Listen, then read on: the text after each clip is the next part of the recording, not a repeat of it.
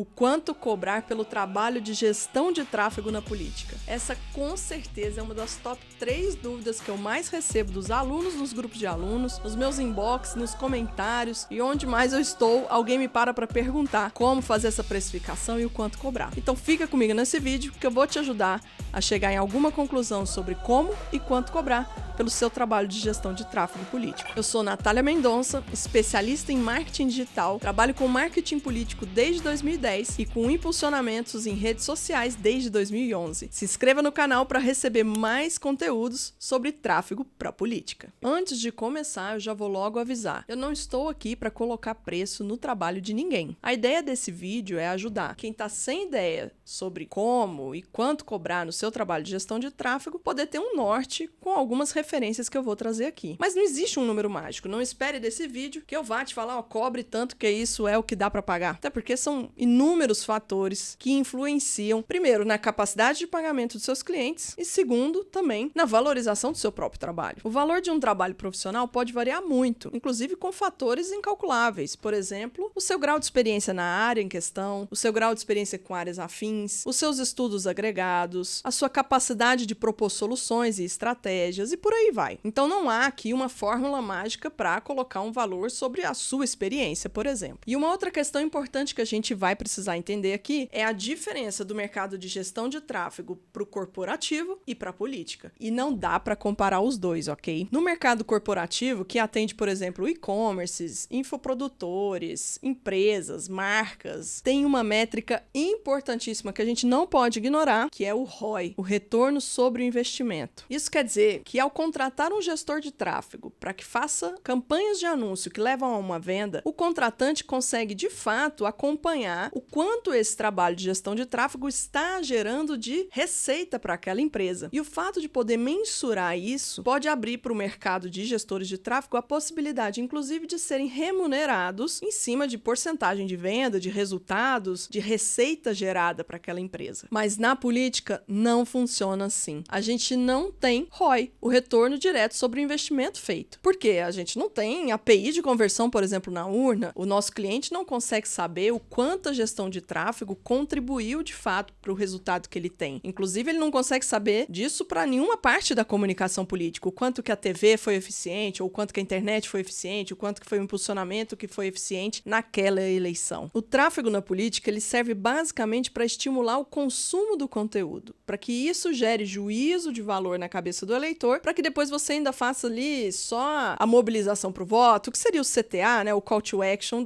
daqueles anúncios, para que de fato vire uma conversão de voto no final. Mas então, como cobrar por esse trabalho, já que eu não consigo ter uma relação entre o trabalho de gestão de tráfego e o resultado final para o meu cliente? Vamos começar separando em dois tipos de contratação. É possível fazer a contratação desse gestor de forma parcial, ou seja, uma parte do tempo dele, ou um contrato dedicado, para que ele trabalhe ali full time naquele projeto. Um profissional de impulsionamento dedicado vai custar entre 4 e 10 mil reais para o cliente, dependendo do grau de senioridade e de experiência dele. Na política, a maior parte dos clientes não vai ter volume de investimento em mídia o suficiente para justificar a contratação de um profissional dedicado. Somente grandes campanhas, e aí eu digo majoritárias, de grandes centros ou grandes cidades ou capitais, ou a própria gestão pública, que são prefeituras, governos de estado e a própria presidência da República, é que vão ter investimentos que realmente justifiquem um trabalho o tempo todo dedicado de um profissional ou até mais de um profissional de gestão de tráfego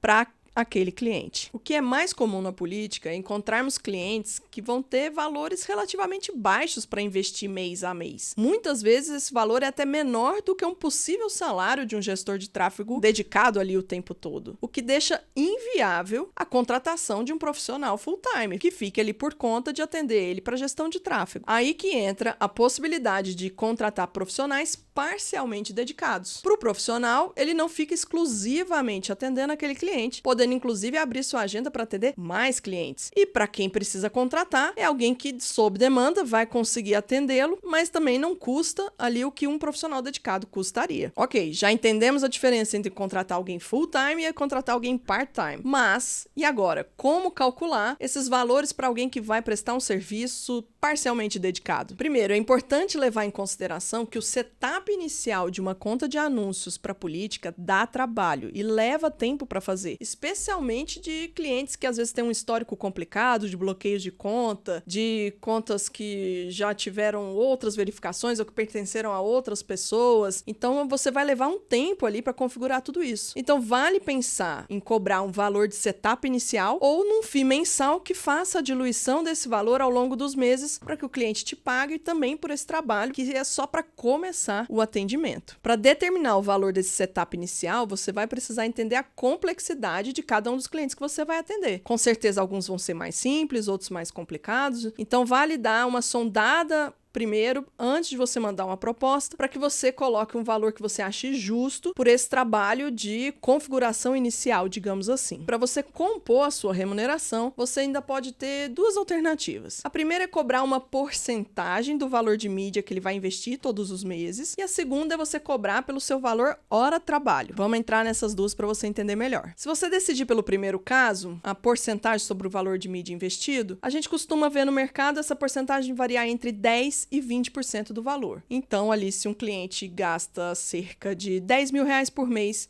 em mídia, você vai pedir entre R$1.000 e R$2.000 de comissão para que você faça a gestão de tráfego desse valor. Já no segundo caso, o valor hora profissional de cada um que está me assistindo aqui, ou de pessoas que prestam serviço, vai variar de acordo com valores que incrementam o seu valor hora ou não. Então, eu vou te dar um caminho para você calcular algo que seja mais compatível com a sua realidade, ok? Primeiro, você vai partir de um número que seria o seu salário ideal. Se você fosse trabalhar dedicado para alguém, quanto que você cobraria? Sei lá, R$15.000. Você vai pegar esses R$15.000 e dividir por 1,76. Por que a gente divide o valor da sua base salarial aí por 1,76? Porque, na média, em um mês, a gente tem cerca de 22 dias úteis. E um profissional dedicado trabalha também, em média, cerca de 8 horas por dia. Se você multiplica 22 por 8, dá 1,76, ou seja, 176 horas úteis em um mês. Então, aí você divide o valor que seria a base do seu salário ideal por 176, e aí você consegue ter um seu valor hora já definido ali. Mas aí tem um ponto de atenção. Vamos pegar como exemplo um valor base salarial de R$15.000. Dividido por 176 daria algo em torno aí de R$85 a hora. Mas não é só isso que você tem que levar em consideração. Quando você é empregado de uma empresa ou de alguém, você tem toda uma infraestrutura que você usa desse local. Um computador, a energia, a internet. Se você vai trabalhar de casa ou do seu próprio escritório, você tem que embutir um pouco disso também no seu valor hora, que uma coisa é o salário, é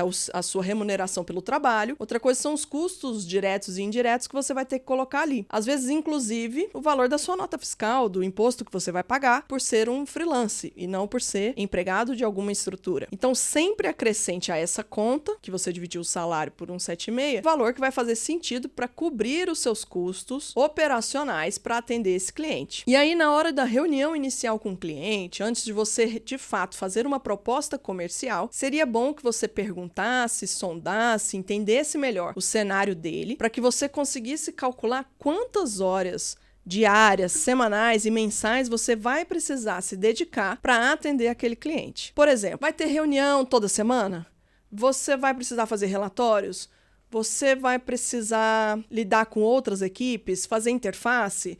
Fazer outras atividades além do prático, que é subir campanhas e olhar campanhas, otimizar campanhas? Você tem que considerar todo o trabalho que você vai ter, inclusive horas de reunião, horas de confecção de relatório, para que você proponha, olha, para o atendimento desse cliente eu vou propor 12 horas mensais para que isso aconteça. E aí você multiplica o valor da hora que você chegou pela quantidade de horas que você está oferecendo e faz a sua proposta comercial. A vantagem desse tipo de contrato é que fica muito claro, muito explícito para o cliente o que ele está contratando, a quantidade de horas suas que ele vai ter dedicado ao projeto dele. inclusive permitindo que depois faça-se adições de hora ou até compensações de hora, dependendo se um mês você foi mais usado, outro menos usado. Então, assim, você pode ir compondo com o próprio cliente as mudanças ao longo dos meses no atendimento dele, evidenciando ali o que tá te tomando de horas a mais ou a menos do que foi contratado inicialmente. Tá, Natália, mas e como decidir entre todas as opções que você me deu? Como que eu decido qual tipo de precificação eu vou usar? Aí é que tá, eu te falei no começo desse vídeo que não tem fórmula mágica. Você vai ter que ir sentindo o seu próprio mercado, a forma como você se posiciona, o tanto de clientes que te procura versus o tanto que você tem que prospectar ativamente, para que você vá se posicionando. A verdade é que a sua proposta de trabalho também vai ter que ter a sensibilidade de acompanhar a demanda do mercado. Inclusive, você pode começar a oferecer propostas com algumas opções. Uma opção de setup inicial ou FII mensal, uma opção em que é X% da verba, e também dá a opção de valor hora para o próprio cliente te devolver como para ele faria sentido te contratar. Porque não espere que o cliente vá já chegar para você pedindo uma proposta dessa forma. Cabe a você, profissional, na hora de se posicionar e fazer uma proposta, mostrar para o cliente as opções que tem para que ele te contrate. Então vamos fazer uma simulação aqui. Para um cliente que vai investir cerca de R$2.000 em mídia por mês. É inviável que ele contrate um profissional de R$4.000 dedicado para ele o mês inteiro, mas ele pode pagar R$400 por mês, que é cerca de 20% da verba dele, para alguém fazer a gestão dessa mídia. Legal, funciona. Faz sentido para o cliente, pode fazer sentido para quem está prestando serviço também. Agora, para um cliente que vai investir R$100.000 por mês, faz sentido ele pagar R$20.000 por mês para um gestor de tráfego fazer a gestão dessa mídia? R$20.000 no montante de R$100.000 é, inclusive, muito dinheiro que poderia ser usado na própria mídia. Então, nesse caso, com certeza para esse cliente, faria mais sentido ter um profissional dedicado entre R$4 e R$10.000 ali por mês. Então, veja só, para esse cliente, não faria sentido pagar 20% da verba que ele vai investir. Faria sentido ele contratar alguém dedicado para cuidar dos impulsionamentos dele. Entendeu a diferença? A escolha na forma de como cobrar tem mais a ver com a realidade do cliente do que com a sua escolha pessoal. Mas cabe a você prospectar clientes que mais lhe interessam. Se é uma vaga fixa, com valor fixo, se é uma porcentagem do valor investido, ou se é pelo pagamento da sua hora. A verdade é que o nosso mercado de tráfego para política ainda está em amadurecimento. E você vai acabar tendo mais experiências e mais vivências e sabendo como se posicionar, vivendo e atendendo clientes diferentes. Ainda há muito espaço de crescimento para o mercado de tráfego para política. E quem conseguir reunir habilidades técnicas, com experiências de diferentes cenários, diferentes tipos de clientes e também habilidades estratégicas, vai conseguir as melhores posições desse mercado. E aí, gostou desse vídeo? Espero que tenha deixado mais claro para você como precificar o trabalho de gestão de tráfego para política e também tenha te incentivado a explorar mais esse mercado. Agora, se você precisa de um caminho para te ajudar a especializar em tráfego político e para que você atenda seus clientes com segurança, sabendo passo a passo do que precisa fazer, das regras de plataforma, legislação eleitoral, prestação de contas e tudo isso, eu posso te ajudar. Conheça meu curso Anúncios para Políticos. Agora eu vou deixar para você aqui uma sugestão de outro vídeo para assistir, um botãozinho para se inscrever no canal e deixe seu like e seu comentário.